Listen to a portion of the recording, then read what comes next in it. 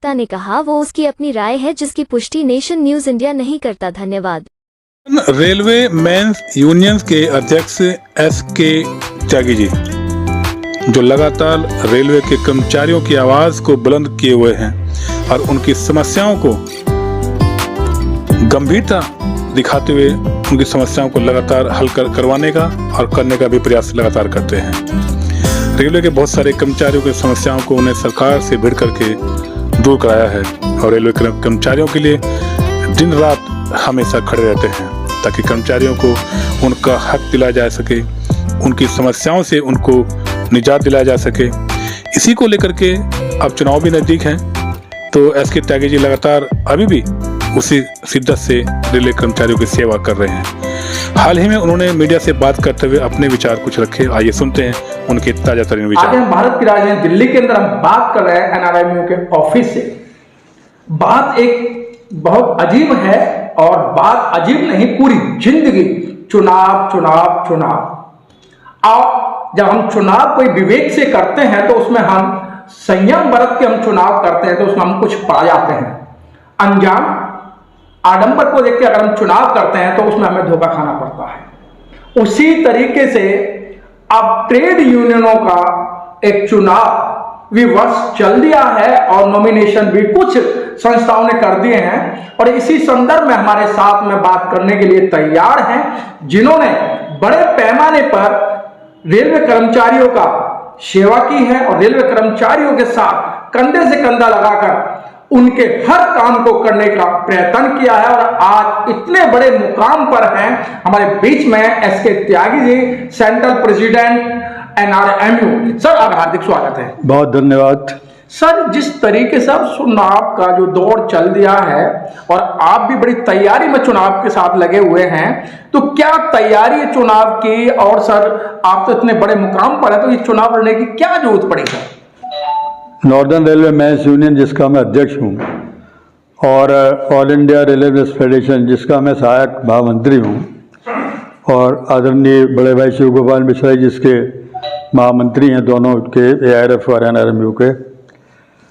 NRMU की स्थापना 18 मार्च 1948 को तब हुई जब आज़ादी के बाद रेलों का दोबारा से एक क्लासिफिकेशन हो गया। नॉर्दर्न रेलवे बनी, ईस्टर्न रेलवे बनी, सेंट्रल रेलवे बनी, वेस्टर्न रेलवे बनी।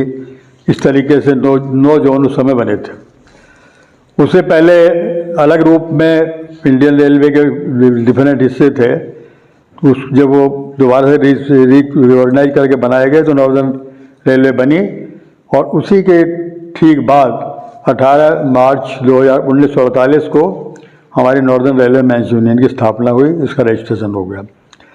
ऑल इंडिया रेलवे फेडरेशन जिसकी ये मेरे हिसाब से सबसे बड़ी यूनियन है देश में, ये यूनियन जो है वो ऑल इंडिया रेलवे फेडरेशन का ये प्रयास था कि देश में जो है वो एक ही फेडरेशन रहे, एक ही यूनियन रहे रेलवे इंडस्ट्री में, क्योंकि आज़ादी से पहले ऑल इंडिया रेलवे फेडरेशन ही थी अकेली फेडरेशन और इसी से संबद्ध यूनियनें हुआ करती थी। दुर्भाग्य से आज़ादी के बाद जो कांग्रेस की सरकार बनी जिसने आज़ादी के बाद सत्ता संभाली, उसने पता नहीं क्यों ये उचित समझा कि रेल कर्मचारियों के बीच में उनको अपना संगठन भी खड़ा कर लेना चाहिए और उन्होंने अपना एक संगठन बनाया जिसका नाम उन्होंने रखा national federation of Indian railway man.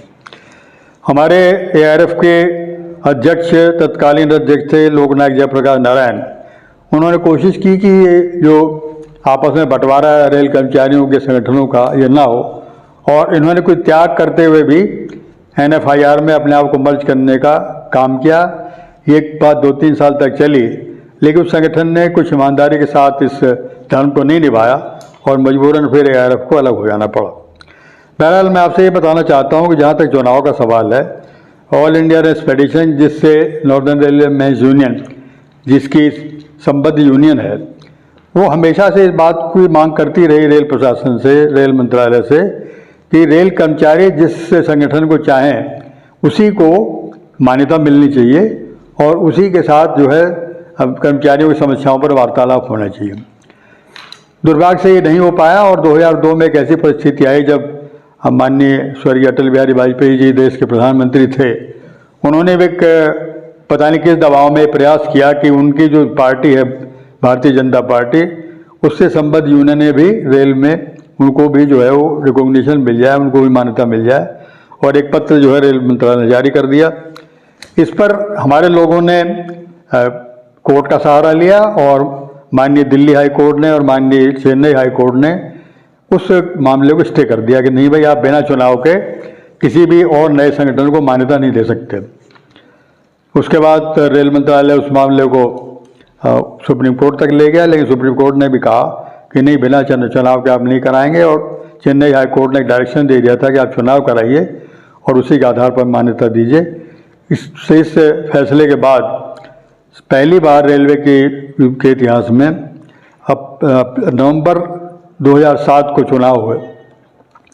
उस चुनाव में रेल मंत्रालय की तरफ से जो हमारे वकील साहब थे रेल मंत्रालय के नियुक्त, उन्होंने ये बात वहाँ कोर्ट में कही कि रेलवे के इतिहास में पहली बार चुनाव कराए जा रहे हैं, और जिस यूनियन के पीछे लोग हैं, जिन शक्ति है जिसके पास कर्मचारियों की, उसको मान्यता दी जाएगी, और उस मान्यता को तब तक रखा जाएगा जब तक कि वो यूनियन कर्मचारियों के विरोध में या रेल इंडस्ट्री के खिलाफ कोई काम ना करे। लेकिन ऐसा नहीं होता, कभी भी जो भी चुनाव होता है उसका कोई ना कोई टेन्योर होता है, और अंतोगत्वा जो है 5-6 साल का टेन्योर फिक्स हुआ। फिर 2013 में भी चुनाव हुए, और 13 में चुनाव होने के बाद फिर यही सोचा जा रहा था कि 5-6 साल के बाद फिर चुनाव होंगे।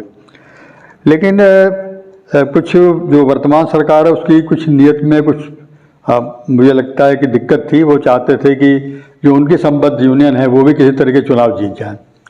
तो वो यूनियन का नाम खोले सर आप?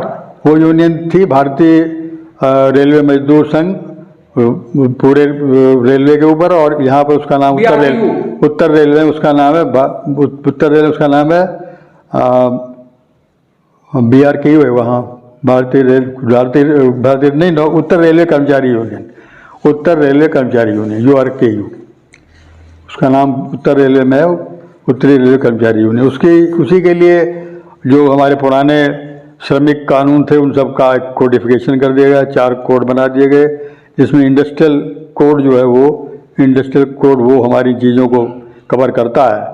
और उसमें प्रावधान ये कर दिया गया कि 51% पूरे इलेक्ट्रोल का जो भी यूनियन मत प्राप्त करेगी उसी को खाली सोल बार्गेनिंग एजेंट बनाया जाएगा, अन्यथा लोगों को परसेंटेज ऑफ वोट के हिसाब से एक नेगोशिएटिंग काउंसिल बना करके उसमें प्रतिनिधित्व दे दिया जाएगा। ये बात तो मुझे लगता है उस पार्टी को भी लगता था कि वो 51% उनकी यूनियन भी नहीं ले पाएगी, इसलिए ये प्रावधान किया गया कि ये डिफरेंट यूनियनों का एक चूचू का मुरब्बा बन जाए। तो फिर उसके खिलाफ भी लोगों ने काफ़ी कोर्ट में जाकर के प्रयास किया है, और माननीय उच्च न्यायालय के आदेश के अनुसार ही, अनुरूप ही, उसी के अनुपालन में अब 4, 5, 6 दिसंबर को भारत सरकार का रेल मंत्रालय यूनियनों की मान्यता के लिए चुनाव कराने जा रहा है। जहाँ तक नॉर्दर्न रेलवे मेंस यूनियन का सवाल है, आप सबको मालूम है ये संगठन ऐसा संगठन है जो रेल कर्मचारियों का अपना संगठन है, रेल कर्मचारियों के द्वारा बनाया गया है, किसी पार्टी से इसका कोई एफिलिएशन नहीं है, किसी का पिछलग्गू नहीं है, अपने चंदे से काम करता है, कहीं से कोई बाहर से किसी से कोई पैसा नहीं लेता, रेल कर्मचारी अपना इसको चलाते हैं। निश्चित तौर पर ये सिर्फ और सिर्फ रेल कर्मचारियों की भलाई के लिए हमेशा से संघर्षरत रहा है जब से इसकी स्थापना हुई है, और बहुत सारी उपलब्धियां इसने हासिल की हैं। अन्याय को रोकने का हमेशा प्रयास किया है जो रेल कर्मचारियों के साथ होता है। इसलिए हम बिल्कुल इस बात से तो निश्चिंत हैं कि रेल कर्मचारी हमारे साथ हैं, हमें वोट देंगे। फिर भी चुनाव है, इसलिए चुनाव की तैयारी की जाती है। जैसे लोग इम्तिहान में बैठते हैं और तैयारी करते हैं, चाहे वो जितना भी पढ़े हों, लेकिन जब चुनाव का इम्तिहान का वक्त आता है तो हम लोग तैयारी करते हैं, रिवीजन करते हैं। उसी तरीके से हम लोग भी चुनाव के मद्देनज़र अपनी तैयारियां कर रहे हैं विभिन्न स्तर पर, और रेल कर्मचारियों का काफ़ी हमें सहयोग भी मिल रहा है, उनसे काफ़ी हमें ये भी आशा है कि वो काफ़ी सारे बहुत बहुतायत में हमें लोग जो है वोट देंगे। और मुझे लगता है कि इस बार फिर 2007 की तरह हम लोग अकेले यूनियन को मानता। पहले भी आप लगातार रेलवे कर्मचारी के लिए काम करते आए हैं, चुनाव की तैयारी कर रहे हैं, चुनाव अगर जीत गए तो ऐसी क्या आपके और टारगेट हैं जो आप रेलवे कर्मचारी के लिए पूरा करना चाहते हैं? देखिए, रेल कर्मचारियों की समस्याएं जो है, समस्याएं जब खत्म हो जाएंगी तो फिर अब संगठनों की आवश्यकता भी खत्म हो जाएगी, समस्याएं रहेंगी। समस्याएं अभी भी हैं, जैसे अभी आपने पीछे मेरे से बात की थी तो हम लोग यूनिफाइड पेंशन स्कीम को लेकर के बात की थी। मैंने आपको स्पष्ट करने का प्रयास किया था कि पुरानी पेंशन योजना और यूपीएस में थोड़ा फ़र्क है। तो जो यूपीएस में और ओपीएस में फ़र्क है, ओपीएस में जो चीज़ें और हैं उनको हम लोग लाने का प्रयास करेंगे जब जीत जाएंगे। जो लोगों की अपेक्षाएं हैं उसको पूरा करने का प्रयास करेंगे। अभी पीछे कई साल पहले से लेकर के प्रयास हो रहा है कि जो हमारे सबसे निचले स्तर के कर्मचारी हैं, जो लेवल 1 में जो लोग भर्ती होते हैं, उनमें आजकल बेरोजगारी की वजह से काफ़ी पढ़े लिखे बच्चे भी आ रहे हैं। उनकी आकांक्षा या आप उनके मन में ये इच्छा है कि उनका प्रमोशन जल्दी जल्दी हो। तो एक प्रयास ये किया था हम लोगों ने कि इनमें से 50% को सीधे उससे अगले ग्रेड में प्रमोट कर दिया जाए। उस पर रेल मंत्रालय ने 30% पर सहमति भी दे दी थी, लेकिन अभी तक उसके आदेश जारी नहीं हुए हैं।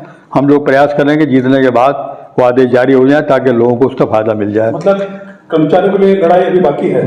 देखिए, कर्मचारियों की काफ़ी सारी समस्याएं अभी भी खाली हैं और जो हमारे अनुसूचित जाति के साथी हैं, हमारा संगठन जो है, हमारी यूनियन हमेशा से इस बात का पुरजोर प्रयास करती रही है कि जिसका जो है उसको मिलना चाहिए। और ये इस बात के लिए मैं आपको बिल्कुल आश्वासन देना चाहता हूँ कि हमारी यूनियन ने कभी कोई भेदभाव नहीं किया। हमारी यूनियन में बहुत सारे साथी जो है अनुसूचित वर्ग के भी हैं, अनुसूचित जाति के भी हैं और जो दूसरी शेड्यूल ट्राइब उसके बहुत सारे हमारे पदाधिकारी हैं। वो तमाम लोग मिलजुल करके काम कर रहे हैं। बहुत सारी बहकाने की बातें दूसरे संगठन करते हैं, लेकिन लोगों को सब बातों का पता है।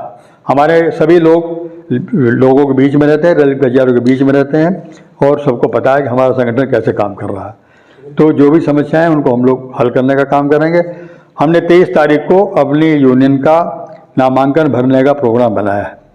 उस दिन हम महाप्रबंधक के स्तर पर जा करके अपना नॉमिनेशन फाइल करेंगे। उसमें हज़ारों की संख्या में लोग जाएंगे हमारे साथी और उस नामांकन को भरने का काम करें। उसके बाद हम लोग पूरे जोश खरोश के साथ चुनाव लड़ेंगे और आप सबके सहयोग से, आशीर्वाद से अपने कर्मचारियों के जीत करके फिर दोबारा परचम लहराने का काम करेंगे। मैं इस अवसर पर अपने कर्मचारी साथियों से, खास तौर पर महिलाओं से, और आज आपको मालूम है कि रेल में 70% के करीब जो है वो युवा लोग आ गए हैं। तो हम उन बच्चों से और अपने महिला साथियों से और जो हमारे पुराने साथी हैं उनसे हमारी पुरजोर अपील है कि वो जैसे उन्होंने हमारा साथ हमेशा से दिया है, इस बार भी साथ देंगे और हम इस यूनियन को बढ़ चढ़ करके वोट देंगे और अच्छी तरीके से जिताने का काम करेंगे। और जिस दिन नॉमिनेशन होगा उस दिन भी चल करके अपनी शक्ति का प्रदर्शन करने का काम करेंगे। देखिए, जिस तरह से हम सब ने मिल करके, सारे रेल कर्मचारियों ने मिल करके, चाहे महिला साथी हों, चाहे युवा साथी हों, चाहे पुराने साथी हों, हमारे सब ने मिल करके संगठन को चलाया है, हमेशा सहयोग दिया है, अपनी समस्याओं को हल किया है मिलजुल करके। इसी प्रकार से जो ये आने वाला चुनाव है इसमें हम सब मिल करके इस यूनियन को मजबूती के साथ जिताएंगे और जो भी समस्याएं हैं उनका पुरजोर तरीके से उनका समाधान करने का काम करेंगे। इसलिए मेरी सबसे प्रार्थना है कि जो 23 तारीख को 11 से 12 के बीच में हम लोग महाप्रबंधक उत्तर रेलवे के कार्यालय पर जा करके अपना नॉमिनेशन फाइल करेंगे। अधिक से अधिक महिला साथी, हमारे युवा साथी और हमारे पुराने साथी मिलजुल करके वहाँ पहुँचेंगे और अपनी और एकता और शक्ति का परिचय देते हुए नॉमिनेशन कराने का काम करेंगे। बहुत बहुत धन्यवाद।